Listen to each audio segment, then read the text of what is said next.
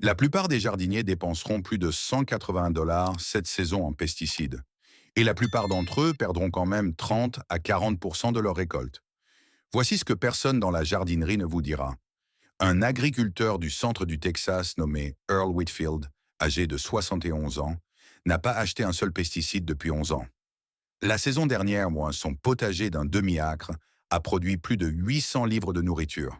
Les dégâts causés par les nuisibles? Moins de 8%. Son coût total de lutte contre les nuisibles pour l'année a été de 2 $. Pas de 100 $. 2 $. Il n'a pas utilisé de pulvérisateur. Il n'a pas utilisé de piège. Il a utilisé une méthode de plantation décrite dans l'Ancien Testament. Une méthode que les archéologues agricoles ont fait remonter à plus de 3000 ans dans les jardins de l'Israël et de l'Égypte antique. À la 4e minute, je vous montrerai exactement ce qu'il a planté et où il l'a placé. À la 7e minute, vous aurez un système complet à 3 niveaux que vous pourrez installer ce week-end pour moins de 5 $. 90% des nuisibles de jardin commun se dirigent à l'odorat. Perturber le signal, mais il n'arrive jamais. La Bible le savait. Les produits chimiques sont venus plus tard. Ouvrez votre Bible à Ésaïe 28, versets 24 à 26. Quand un agriculteur laboure pour semer, laboure-t-il continuellement? Continue-t-il à briser et à travailler le sol? Quand il en a nivelé la surface, ne sème-t-il pas du carvi et ne répand-il pas du cumin? Ne plante-t-il pas le blé à sa place, l'orge dans sa parcelle et l'épeautre dans son champ? Son Dieu l'instruit et lui enseigne la bonne voie. Lisez cela à nouveau lentement. Ce n'est pas de la poésie, c'est un plan agricole. Le prophète Ésaïe décrit une séquence de plantations spécifiques. Le carvi et le cumin ne sont pas placés au hasard. Ils sont placés délibérément en relation avec le blé, l'orge et l'épeautre. Des plantes différentes, des positions différentes, un agencement intentionnel.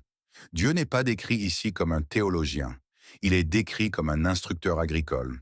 Ce mot instruit dans l'hébreu original est yassar, ce qui signifie discipliner, former, mettre en ordre.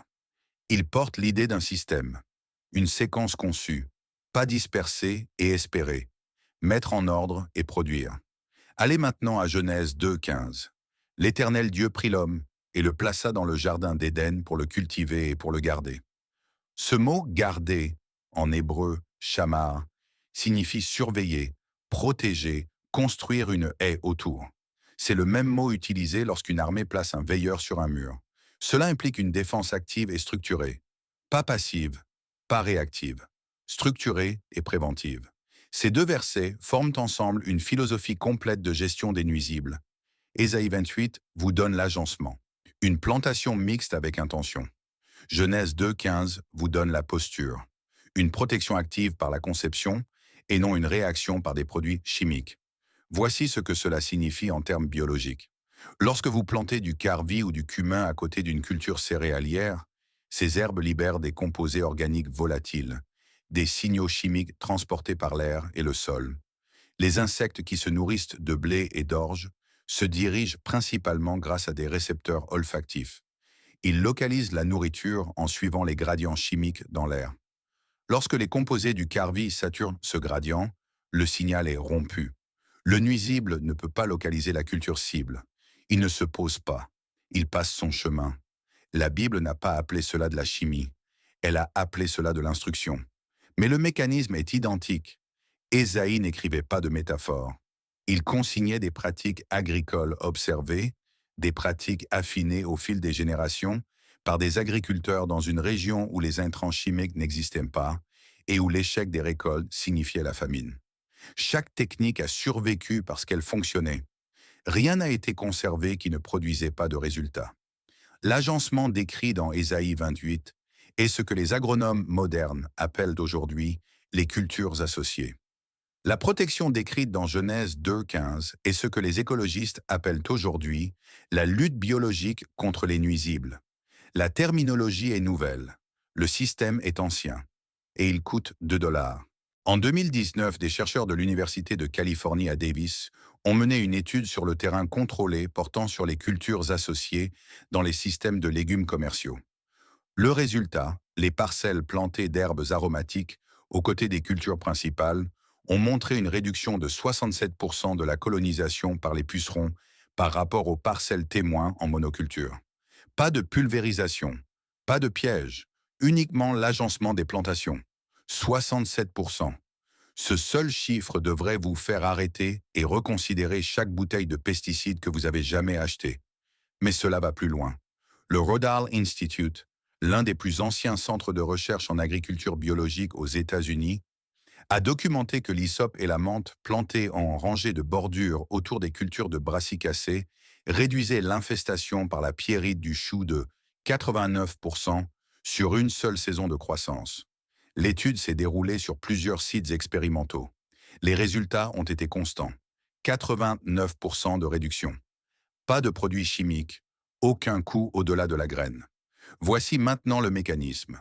Car ce n'est pas de la magie, c'est de la physique et de la biologie fonctionnant exactement comme prévu.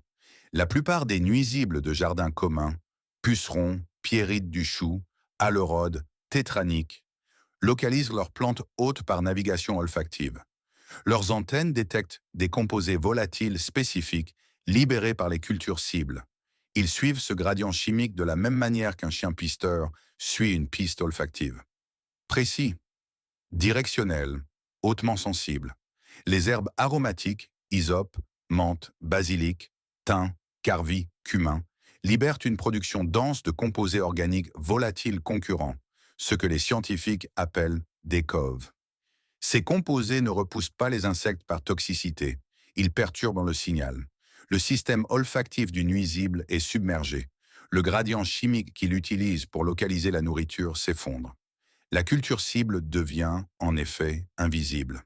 Le rayon d'action de cette perturbation a été mesuré entre 18 et 24 pouces de la plante aromatique dans des conditions de terrain normales. C'est la largeur d'une rangée de plantation. Une rangée d'hysope. 18 pouces de protection dans toutes les directions. Plantée correctement, une seule bordure d'herbe peut protéger un lit surélevé entier. Considérez maintenant les preuves archéologiques. Des fouilles à Tel Megiddo, dans le nord d'Israël, un site datant d'environ 1500 J.C., ont révélé des aménagements de jardins avec des rangées de plantes alternées distinctes. L'analyse des résidus botaniques a identifié des espèces aromatiques correspondant à l'hysope et au cumin, plantées à côté de cultures céréalières et légumières. Ce n'est pas une reconstruction théorique. Ce sont des preuves physiques préservées dans les strates du sol depuis 3000 ans.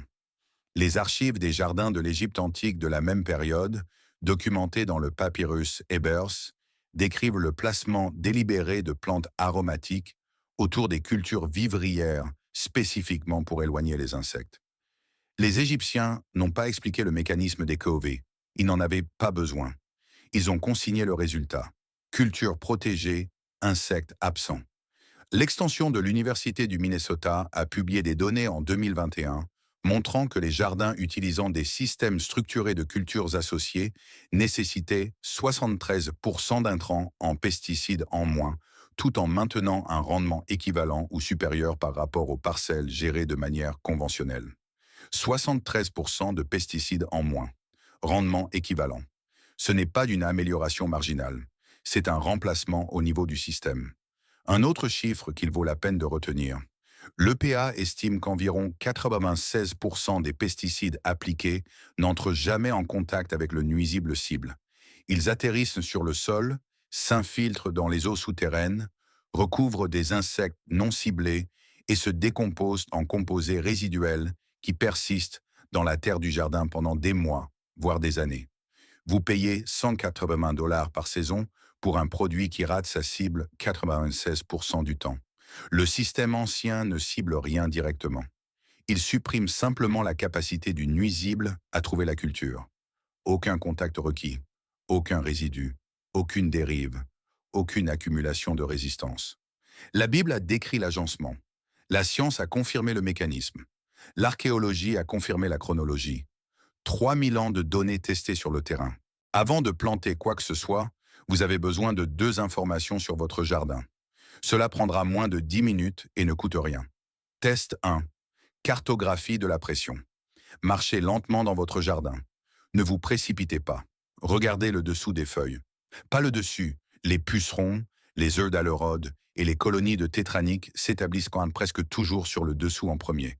Marquez chaque plante montrant des dommages ou la présence d'insectes avec un petit piquet ou un ruban. Lorsque vous avez terminé, prenez du recul et observez le schéma. La pression des nuisibles est rarement aléatoire. Elle se concentre. Vous constaterez presque toujours que 70 à 80% de vos dommages se regroupent autour de 2 ou 3 emplacements spécifiques. Ces emplacements partagent quelque chose. Une ligne de clôture qui bloque la circulation de l'air, un coin qui retient l'humidité, un espace dans la densité de votre plantation où le sol nu est exposé. Ce schéma vous indique exactement où vos barrières d'herbe doivent aller. Test 2. Vérification de l'exposition du sol. Parcourez à nouveau le même chemin. Cette fois, comptez les pieds carrés de sol nu visibles entre vos plantes. Le sol nu est une autoroute pour les nuisibles. Il permet aux insectes au niveau du sol de se déplacer sans restriction à travers votre jardin. Il libère également l'humidité rapidement, ce qui affaiblit la réponse immunitaire des plantes. Une plante soumise à un stress hydrique produit naturellement moins de composés défensifs. Notez les 2 nombres. Les emplacements des grappes de dommages. Les pieds carrés de sol nu. Vous utiliserez les 2 lors de l'étape d'installation. Maintenant, installez le système. Étape 1. Établissez votre bordure d'herbe principale. Achetez ou faites germer les éléments suivants. Hysope, menthe verte et basilic. Ces 3 plantes réunies couvrent le spectre le plus large de perturbation des coves des nuisibles communs. Le coût combiné des graines dans la plupart des jardineries se situe entre 1,50 $ et 2,50 $. Si vous préférez les plants à repiquer, comptez de 4 $ à 6 $ pour un pack de démarrage de chaque. Plantez votre bordure d'herbe à exactement 18 pouces du bord extérieur de vos rangées de culture principales. Pas 12 pouces, pas 24 pouces. 18 pouces place la zone de perturbation des coves à un chevauchement maximal avec la propre signature chimique de la culture. Plus près, et les herbes pourraient rivaliser pour l'espace racinaire. Plus loin, et le rayon de perturbation ne couvre pas entièrement le périmètre de la culture. Espacement au sein de la rangée d'herbes, une plante tous les 10 à 12 pouces. Un lit surélevé standard de 4 pieds nécessite 4 à 5 plantes par côté. Étape 2. Traitez vos grappes de dommages. Retournez aux emplacements identifiés par votre cartographie de pression. À chaque point de regroupement, plantez une seule touffe de menthe verte directement à côté de la plante affectée, à moins de 6 pouces si possible. La menthe verte est agressive. Elle va s'étendre. Plantez-la dans un récipient sans fond enfoncé dans le sol si vous souhaitez contrôler sa propagation. Une bouteille en plastique coupée ou un pot de pépinière sans fond fonctionne parfaitement. Gratuit, prend 2 minutes. Étape 3. Couvrez le sol exposé. Appliquez une couche de 2 pouces de paillis, de paille ou de copeaux de bois sur toutes les zones de sol nu que vous avez identifiées lors du test 2. Cela remplit 3 fonctions simultanément. Cela élimine les corridors de nuisibles au niveau du sol.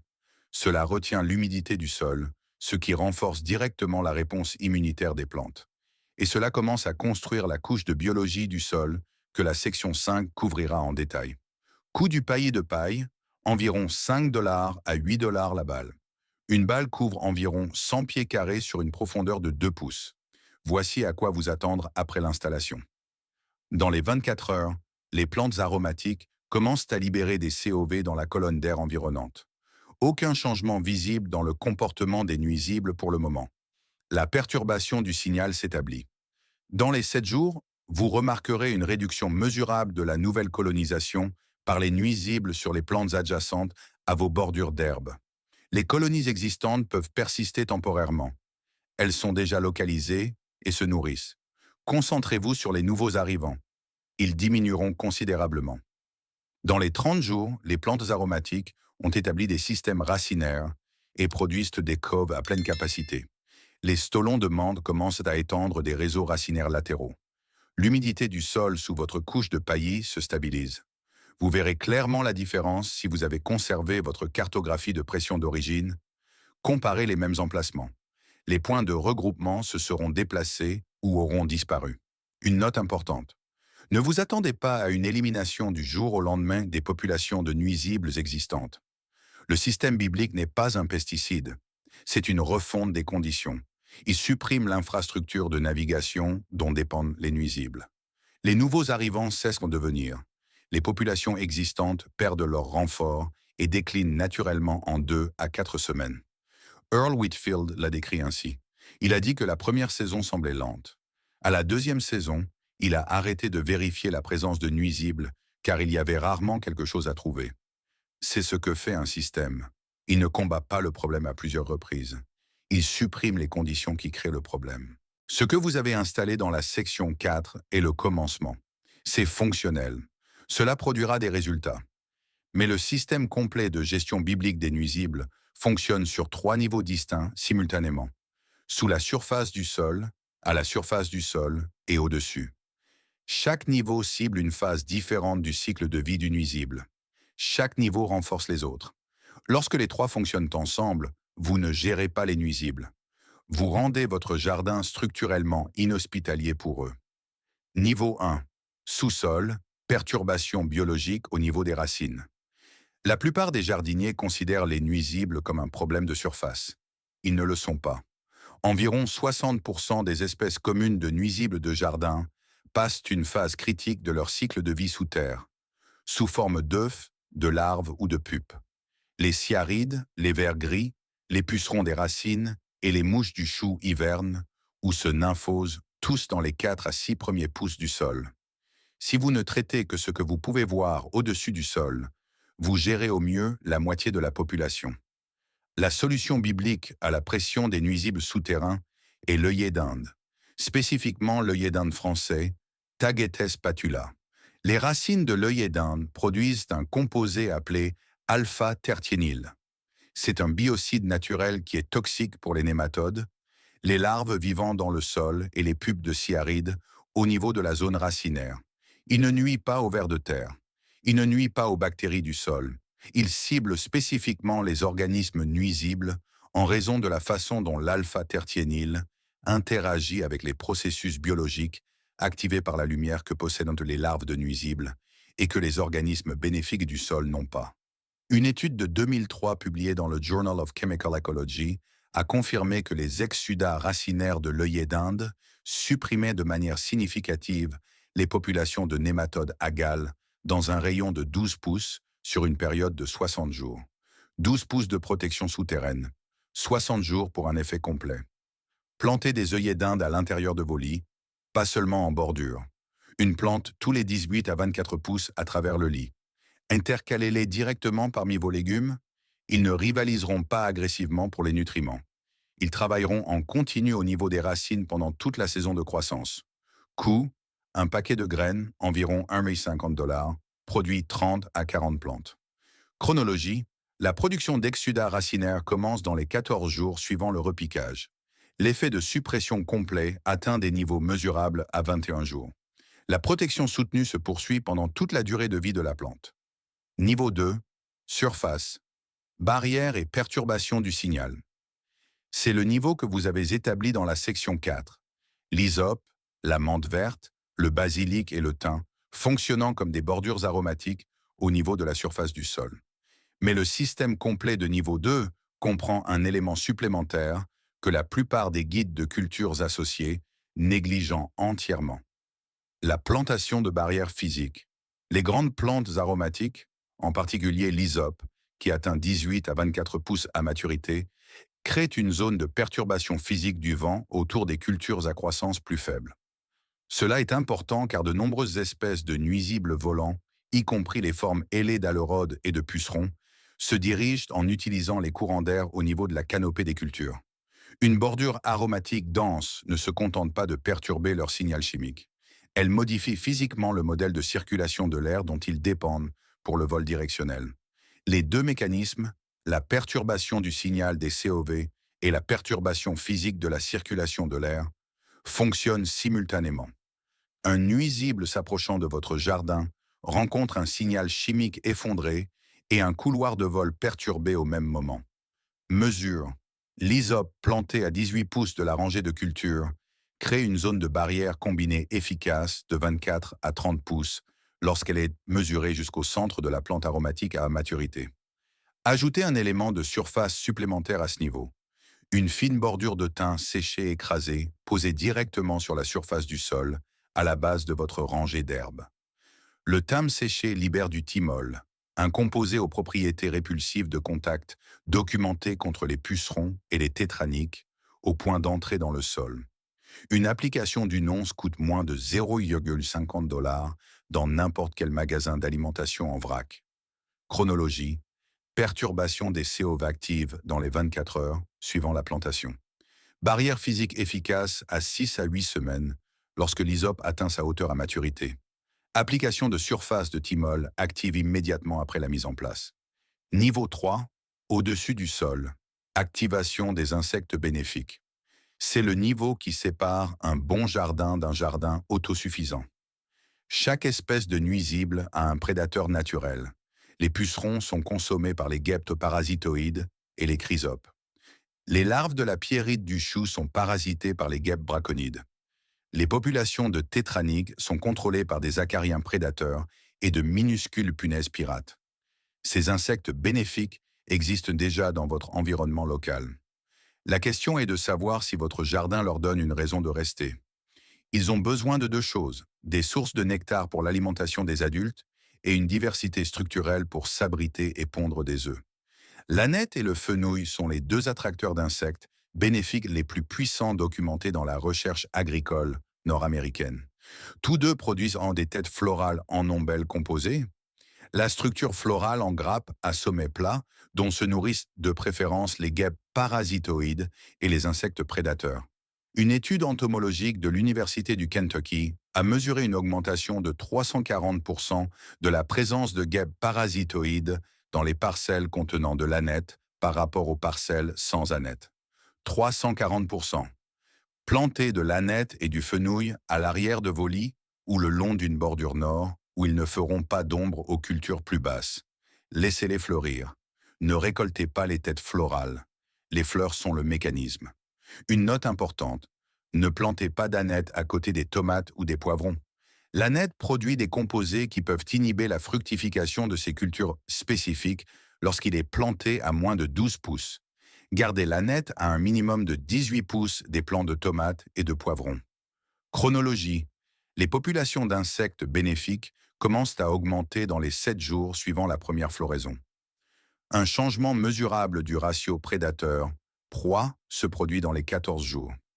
À 30 jours, une plantation de niveau 3 établie crée un écosystème d'insectes autorégulés qui supprime activement la croissance de la population de nuisibles sans aucune intervention humaine. C'est ce que décrit Genèse 2,15. Gardez le jardin, le protéger, non pas en combattant chaque nuisible individuellement, mais en établissant les conditions dans lesquelles le jardin se défend lui-même. Les 3 niveaux fonctionnant ensemble. Le niveau 1 supprime la population de nuisibles qui vit sous vos pieds. Le niveau 2 empêche les nouveaux nuisibles de localiser et de pénétrer dans vos cultures. Le niveau 3 déploie des prédateurs vivants qui chassent et éliminent tout ce qui parvient à passer. Un nuisible qui survit à la zone racinaire navigue à travers la barrière de Cove, pénètre la perturbation physique de la circulation de l'air et atterrit sur votre culture. Entre immédiatement dans un jardin peuplé d'organismes dont la seule fonction biologique est de le trouver et de le détruire. Le système n'est pas une ligne de défense, c'est une séquence de filtres. Chacun attrape ce que le précédent a manqué. Coût total des matériaux pour les 3 niveaux: 5 $ à 8 $ pour un lit surélevé, moyen de 4 sur 8 pieds. Coût d'entretien annuel après la première année: pratiquement nul. Les herbes se ressèment d'elles-mêmes. Les œillets d'Inde se ressèment ou sont replantés à partir de graines conservées. La population d'insectes bénéfiques, une fois établie, se maintient tant que l'aneth et le fenouil sont présents. Earl Whitfield gère ce système sur un demi-acre. Son coût d'intrant annuel n'a pas dépassé 4 $ au cours des 7 dernières années. 4 $, un demi-acre, 11 ans de résultats. Il y a une habitude qui annule tout ce qui est décrit dans cette vidéo. C'est l'action de lutte antiparasitaire la plus courante entreprise par les jardiniers amateurs aux États-Unis. Elle est vendue dans toutes les jardineries, recommandée sur la plupart des sites web de jardinage et appliquée par la majorité des cultivateurs amateurs au moins une fois par saison. Il s'agit de l'application de pesticides à large spectre, Pas un traitement ciblé, à large spectre. Le genre conçu pour éliminer une grande variété d'insectes par contact. Le genre commercialisé avec des mots comme complet, total et force maximale. Voici ce que cela fait réellement. Une seule application de pesticides à large spectre ne fait pas la distinction entre les insectes nuisibles et les insectes utiles. Elle ne le peut pas. Elle est chimiquement aveugle. Lorsque vous pulvérisez contre les pucerons, vous éliminez également les guêpes parasitoïdes qui chassaient déjà ces pucerons. Vous éliminez les larves de chrysopes qui consommaient les œufs de pucerons pendant la nuit. Vous éliminez les acariens prédateurs qui contrôlaient votre population d'araignées rouges. Vous éliminez le ravageur. Vous éliminez également tout ce qui contrôlait le ravageur. Ce qui suit est documenté dans la littérature entomologique avec constance à travers des décennies de recherche. C'est ce qu'on appelle l'effet de résurgence des ravageurs. Dans les 14 à 21 jours suivant une application à large spectre, la population de ravageurs rebondit, souvent à des niveaux plus élevés qu'avant la pulvérisation. La population de prédateurs qui aurait réprimé ce rebond a disparu. La population de ravageurs, qui se reproduit plus vite que ses prédateurs, se rétablit en premier. Une étude de 1989, publiée dans l'Annual Review of Entomology, a suivi les modèles de résurgence des ravageurs dans de multiples systèmes de culture suite à l'application de pesticides à large spectre.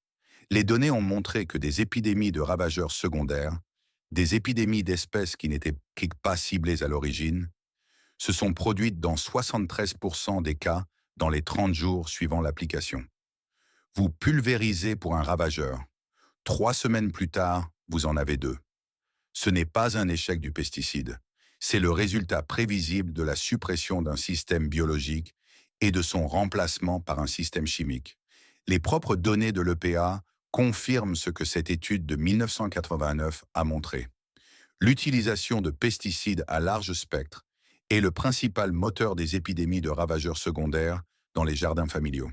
C'est également la principale raison pour laquelle les jardiniers signalent avoir besoin de pulvériser plus fréquemment à chaque saison successive. La résistance se développe dans la population de ravageurs. La population de prédateurs ne se rétablit jamais complètement. Le jardin devient chimiquement dépendant, nécessitant des intrants croissants pour obtenir des résultats décroissants. Ce cycle a une direction. Il ne va que dans un seul sens. Plus de ravageurs, plus de pulvérisation, plus de coûts, moins de rendement. Considérez maintenant ce que cela fait à l'architecture des racines et à la biologie du sol. Car les dégâts ne s'arrêtent pas aux insectes que vous pouvez voir. Les pesticides systémiques, le type absorbé par les racines des plantes et distribué dans les tissus végétaux, altèrent la composition chimique des exsudats racinaires. Les composés qu'une plante libère par ses racines ne sont pas fortuits. Ils constituent le langage principal par lequel les plantes communiquent avec la biologie du sol. Les champignons mycorhiziens, les bactéries fixatrices d'azote et les nématodes prédateurs réagissent tous aux signaux des exsudats racinaires. Ils se positionnent, s'activent et fonctionnent en fonction de ces signaux chimiques. Les composés des pesticides systémiques perturbent ce signal. Une étude de 2017 de l'Université de Wageningen, aux Pays-Bas, a révélé que l'imidaclopride, l'un des insecticides systémiques les plus largement utilisés dans les produits de jardinage amateur, réduisait la colonisation mycorhizienne des racines des cultures légumières de 44% aux doses d'application recommandées sur l'étiquette. Une réduction de 44% de la colonisation mycorhizienne. Les champignons mycorhiziens sont le principal mécanisme par lequel les plantes accèdent au phosphore et aux micronutriments au-delà de la zone racinaire immédiate. Une réduction de 44% de la colonisation signifie une réduction de 44% de cet accès. La plante devient restreinte sur le plan nutritionnel. Une plante restreinte sur le plan nutritionnel produit moins de ses propres composés défensifs naturels. Ces mêmes composés organiques volatiles dont dépend le système à 3 niveaux. L'application de pesticides affaiblit la propre capacité de la plante à se défendre. Vous pulvérisez parce que la plante est attaquée. La pulvérisation rend la plante moins capable de se défendre la fois suivante. Alors vous pulvérisez à nouveau. Proverbe 14-12 l'énonce clairement. Telle voie paraît droite à un homme, mais son issue, c'est la voie de la mort. La pulvérisation à large spectre semble être la bonne réponse. Des ravageurs visibles, une action immédiate, un résultat visible. On a l'impression de résoudre le problème. Cela ne résout pas le problème. C'est emprunter sur le capital biologique du jardin et payer des intérêts à chaque saison. Le système biblique ne réagit pas à la pression des ravageurs. Il restructure les conditions qui permettent à la pression des ravageurs d'exister. Il n'y a pas d'effet de rebond car il n'y a pas de perturbation chimique de la population de prédateurs. Il n'y a pas d'accumulation de résistance car il n'y a pas de produits chimiques auxquels le ravageur est sélectionné pour résister. Il n'y a pas de dommages mycorhiziens car rien de toxique ne pénètre dans le sol. Le système devient plus fort à chaque saison, pas plus faible. Ce n'est pas une différence d'approche mineure. C'est une relation fondamentalement différente avec le jardin. Une approche traite le jardin comme un problème à gérer. L'autre le traite comme un système à garder. Le langage exact de Genèse 2, 15. Shamar, le garder, le protéger par la structure, non par la réaction. Mettons des chiffres exacts là-dessus. Pas des estimations, pas des approximations. Des chiffres tirés de données documentées sur les dépenses des consommateurs, des budgets de vulgarisation universitaire et des intrants réels des jardins. Le jardinier amateur américain moyen dépense 180 $ par saison en produits pesticides. Ce chiffre provient des données de l'enquête annuelle de la National Gardening Association. Il comprend les pulvérisations de contact, les traitements systémiques, les applications granulaires au sol et les pièges à parasites. Il n'inclut pas le coût de remplacement des plantes perdues à cause des dommages causés par les ravageurs malgré ces intrants chimiques. Ajoutez le coût de remplacement des plantes, documenté à une moyenne de 40 $ à 60 $ par saison pour les jardins utilisant activement des programmes de pesticides. Et le coût annuel réel de l'approche chimique moderne atteint 220 $ à 240 $ par saison de croissance. Chaque année, sans accumulation, sans amélioration, sans que le jardin ne devienne plus résistant à la pression des ravageurs au fil du temps. Maintenant, étalez ce chiffre sur 5 ans. 5 ans d'application de pesticides à large spectre, 1100 $ à 1200 $ en coût direct de produit. Plus le coût biologique cumulé, biologie du sol dégradé, colonisation mycorhizienne réduite, effondrement des populations d'insectes prédateurs, qui rend chaque saison successive plus dépendante chimiquement que la précédente. Le coût financier augmente. La capacité biologique du jardin diminue, simultanément. C'est la trajectoire du système moderne. Maintenant, calculez le système biblique. Coût de démarrage de la première année, sachet de graines d'hysope, 1,50 $, sachet de graines de menthe verte, 1 $, plant de basilic, lot de 3 $, sachet de graines d'œillet d'Inde, 1,50 $, sachet de graines d'aneth, 0,75 $, sachet de graines de fenouil, 0,75 $, paillis de paille, une botte, 6,50 $, thym séché, en vrac, 2 onces, 0,50 $, investissement total de la première année, 15 $. Ce n'est pas une erreur de frappe. 15 $ pour un système complet de gestion des ravageurs à 3 niveaux, couvrant une plate-bande surélevée, standard de 4 par 8 pieds. Mettez cela à l'échelle de l'exploitation d'un demi-acre d'Earl Whitfield. Son coût d'intrant documenté pour la première année était de 47 $. Stock de semences, paillis et une caissette de plants d'œillet d'Inde pour les zones où il avait besoin d'un établissement plus rapide. 47 $, un demi-acre. Deuxième année et au-delà, l'hysope se ressème agressivement dans la plupart des zones de rusticité de l'USDA. La menthe verte se propage par stolons et ne nécessite aucune replantation. L'aneth et le fenouil se ressèment sans aide dans les zones 5 à 10. Les graines d'œillet d'Inde sont facilement récupérées à partir des têtes de fleurs séchées en fin de saison. Une plante produit suffisamment de graines pour replanter 20 à 30 emplacements l'année suivante. Le seul coût annuel récurrent après la première année est le renouvellement du paillis. Une botte de paille pour 100 pieds carrés par saison, 6 $ à 8 $. C'est le coût total d'entretien annuel du système biblique après son établissement, 6 à 8 $. Pour le paillis, le coût annuel documenté des intrants d'Earl Whitfield à partir de la deuxième année a été en moyenne de 4 $. Il conserve ses propres graines. Il coupe son propre matériau de paillage à partir de l'herbe des champs de sa propriété. 4 $ par an, un demi-acre, 11 années consécutives. Comparez maintenant la trajectoire du système. Pas seulement le coût. Le système chimique moderne se dégrade avec le temps. La résistance des ravageurs augmente. Les populations d'insectes utiles déclinent. La biologie du sol s'affaiblit. Chaque saison nécessite un apport chimique égal ou supérieur pour obtenir de moindres résultats. Le jardin ne s'améliore pas. Il devient plus dépendant. Le système biblique se bonifie avec le temps. Les plantes aromatiques atteignent leur pleine maturité et leur production maximale de couve au cours de la deuxième année. La biologie des racines de l'œillet d'Inde améliore progressivement la structure du sol. Les populations d'insectes utiles augmentent à mesure que l'aneth et le fenouil établissent des systèmes racinaires sur plusieurs saisons et produisent moins des têtes florales plus précoces et plus abondantes chaque année. Les réseaux mycorhiziens, non perturbés par les intrants chimiques, s'étendent et se densifient dans toute la plate-bande. Le jardin devient plus résistant à la pression des ravageurs à chaque saison successive. Pas moins.